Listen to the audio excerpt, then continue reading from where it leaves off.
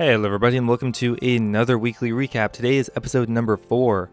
Today we're going to be going over some content updates from this week, including the new potential Nexus portal room in your POH. We're going to be going over community suggestions, including the new terrible Master Clue rewards that are proposed. Not very good, we'll have a look at that. And any other interesting constructive news coming out of the RuneScape community this week. Anyway, let's get started. So we had a few content updates this week. The first one is a proposed poll for content, and that is the Portal Nexus. So a lot of people felt that the amount of real estate in your POH was too much to have all the portal rooms. You needed at least 2 portal rooms to have a reasonable amount of teleports. What this suggested is a new room called the Nexus room that would require 72 construction and 200 gold to build. Once you built it, you'd be able to build the Portal Nexus, which would be in the center. The Nexus room has a doorway on each side of the room. Activating the Portal Nexus will open an interface with all of the available teleports. These can be toggled and switched and on keybind shortcuts, which will make it easier to use. To make a teleport available, you first need to unlock it as it was before by paying 1,000 times the required rune cost. And there's also going to be 3 different tiers of the Nexus room. At level 72 construction, you can have a max of 4 teleports on the Nexus. At level 82 construction, you can get the tier 2, which will allow you to have 8 teleports. And at level 92 construction, you'll be able to get infinite teleports on the max amount of teleports on the Portal Nexus. Now, this is just getting put to the poll now, so go vote. I think it is a good idea. Just going to make things easier and allow more portals to be added in the future. There's a ton of other poll questions that you should go have a look. So one other thing worth noting about this poll blog is there used to be a question for the 3 potential Master Clue rewards. I'll put a picture on screen in case you haven't seen it, but they're terrible. I saw these and it looks like someone made them in Photoshop in like 3 minutes.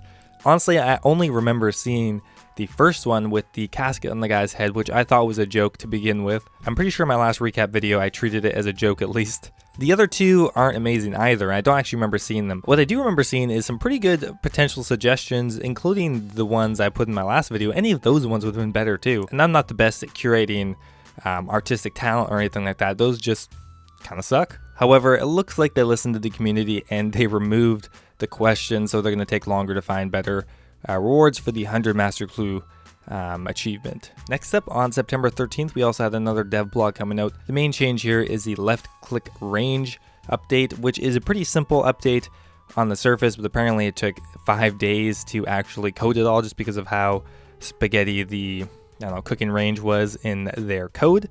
Anyway, it should be nice when you left click on a cooking range. It's going to automatically pull up anything you can cook in your inventory, whereas before you used to have to use the item on the cooking range. So it's just a QL update, kind of nice. Also, the imbued and regular Slayer Helm has received different coloring, so now you'll be able to notice the difference between an imbued one and a regular Slayer Helm, and a few well-needed updates to the mobile interface. Nothing huge this week, but I'm really okay with this. I feel like people should not make a big deal if there aren't any large content updates every week. These tiny things are great, and it slows down the rate at which things are getting added into the game, so we can take more time to think about it and come up with quality content without changing the game too drastically.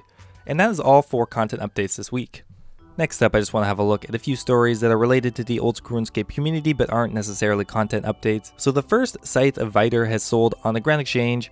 Finally, it's dropped to max cash and even below more. I did make a video on this, so I won't talk about it too much.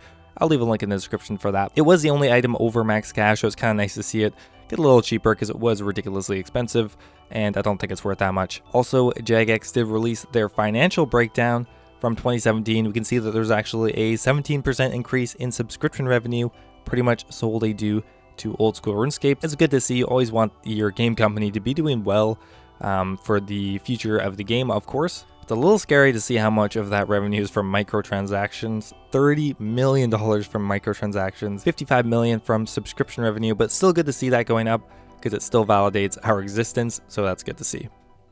Next up, I just watched the weekly Q&A, and I just have a quick recap for you based on some questions that are important. I'm just going to be going over some of the questions and not all of them. First up here, someone asked if they can buff the Smoke and Shadow spell, because currently not many people use it. They said it would be nice to have it changed and useful in other content, but they don't really have a lot of support for actually straight up buffing it right now. Next up, can we remove Venom from PvP? They agree that having to bring a specific item for a niche item that probably won't be in the wilderness that often is annoying. However, you do need anti-poisons as well, so you could just switch it out for an anti-venom since it works for both. So another question about the new Sandstorm spell. For those who don't know, the Sandstorm spell would probably be on the Lunar Spellbook, and it'd be something that would help fill up buckets of sand without having to go to Burt or buy them from a shop. I think this would be a good spell to put on the Lunar Spellbook and would help Ironman a lot, but they say they're not quite sure about pulling it yet. Next up, can we trade in extra Slayer heads for Slayer points? I think that would be a very cool idea. They said they like the idea, however, you'd have to base the amount of points based off the rarity of the head.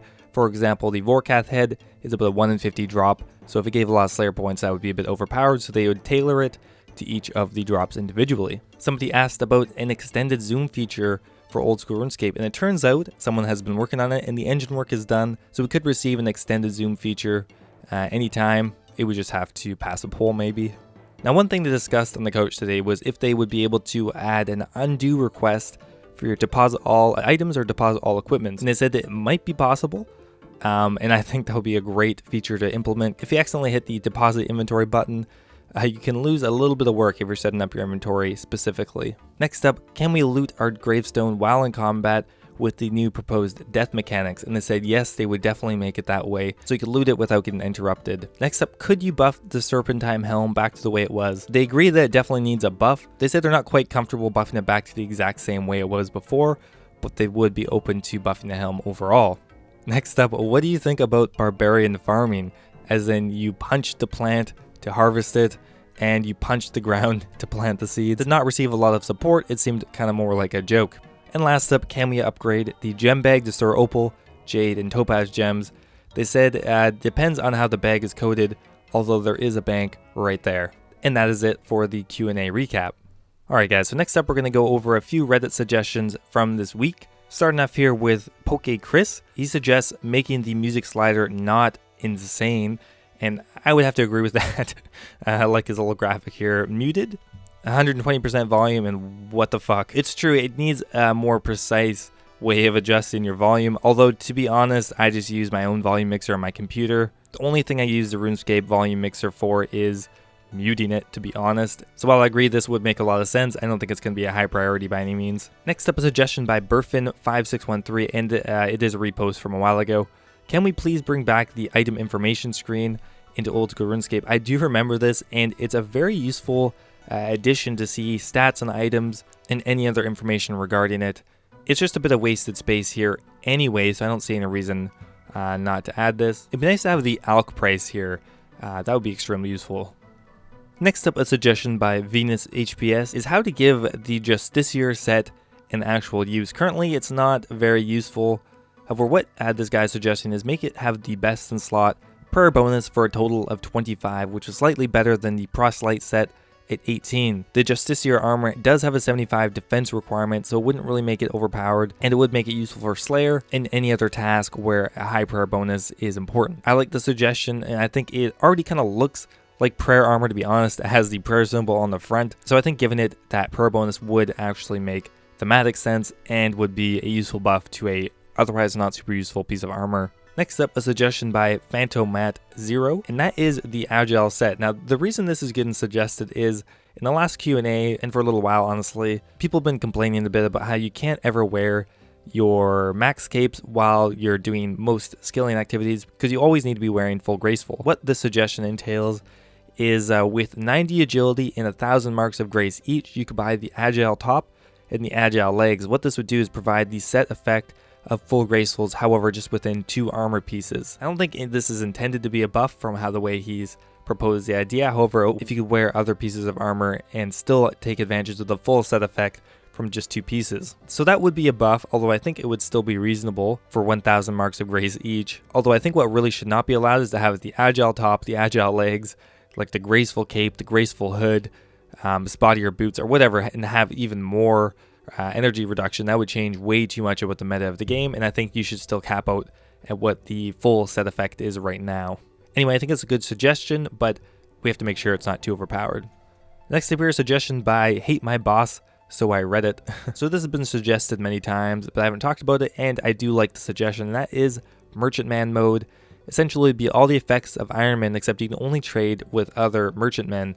So essentially it'd be like trying to emulate what RuneScape was like before the Grand Exchange, however without impacting the game at all or splitting into different servers or anything like that. I think it's a cool idea. It would take a lot of work, and I do think people would get tired of it when the option of the Grand Exchange is there, because it doesn't really add too much more of a dynamic except for making the game a little less user-friendly. Maybe it would bring Zybez back a little bit. I don't know. They did just close, so we'll have to see. Anyway, it is a cool suggestion. I don't know if it's going to get added or not, but it's cool. Anyway, guys, that is all of the suggestions from this week. There were a lot more on Reddit, but I decided to trim this down a little bit more instead of just posting like every suggestion I see. If you are enjoying the weekly recaps, definitely leave a like on the video. I always appreciate it, and I will see you next week.